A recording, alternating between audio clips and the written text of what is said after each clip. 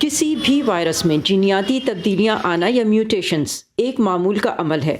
وقت گزرنے کے ساتھ میوٹیشنز کے نتیجے میں وائرس کی نئی شکلیں یا ویریئنٹس سامنے آتے ہیں۔ ان میں سے کچھ باقی رہتے ہیں اور کچھ ختم ہو جاتے ہیں۔ کرونا وائرس کی کسی بھی نئی قسم کا پتہ چلتا ہے متاثرہ افراد سے حاصل ہونے والے نمونوں کے جائزے سے۔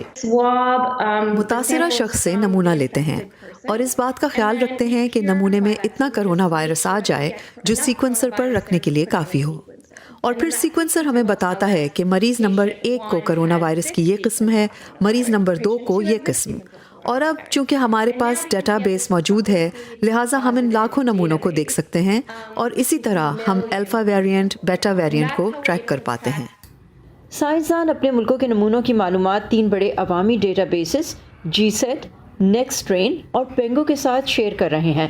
کووڈ-19 کی وبا کے اوائل میں جب چین کے سائنسدانوں نے جی سیٹ پر وائرس کی جینیاتی معلومات اپلوڈ کی تو اس وبائی مرض کو سمجھنے کے لیے عالمی سطح پر سائنسی کمیونٹی حرکت میں آ گئی اور یوں تحقیق اور ویکسین کی تیاری کا عمل تیزی سے شروع ہو گیا۔ وائرولوجسٹ جیرمی کیمل کہتے ہیں کہ عالمی ڈیٹا بیسز میں امریکہ اور دیگر دولت مند ممالک کا ڈیٹا زیادہ نظر آتا ہے، جبکہ وائرس کی زیادہ شکلیں کم ترقی یافتہ ملکوں سے سامنے آئی ہیں۔ لہٰذا یہ عالمی صحت کے تحفظ کا مسئلہ ہے کہ ہم سیکوینسنگ کے وسائل کی بہتر تقسیم نہیں کر رہے، کیونکہ اصل میں یہ وہاں رہنے والوں کو کرنا چاہیے، انہیں کسی کے باہر سے آنے اور انہیں بچانے کی ضرورت نہیں ہونی چاہیے۔ سائنسدانوں کو کرونا وائرس کی اسپائکس یا نوکوں میں پائے جانے والے پروٹین میں تبدیلی پر تشویش ہے، کیونکہ اسپائک پروٹین میں آنے والی تبدیلیاں وائرس کی انسانی خلیوں کے ساتھ جڑنے کی صلاحیت کو بڑھا سکتی ہیں اور بیماری کی شدت میں اضافے کے ساتھ ساتھ ویکسینز کی کارکردگی پر بھی اثر انداز ہو سکتی ہیں۔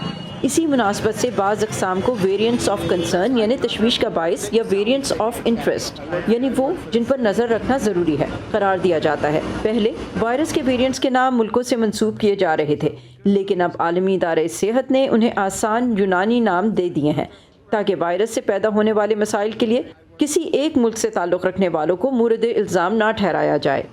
اب یو کے B117 کو alpha variant, south African B1351 کو بیٹا ویریئنٹ، برازیل کے P1 کو گیما اور انڈیا کے B16172 کو ڈیلٹا ویریئنٹ کہا جا رہا ہے۔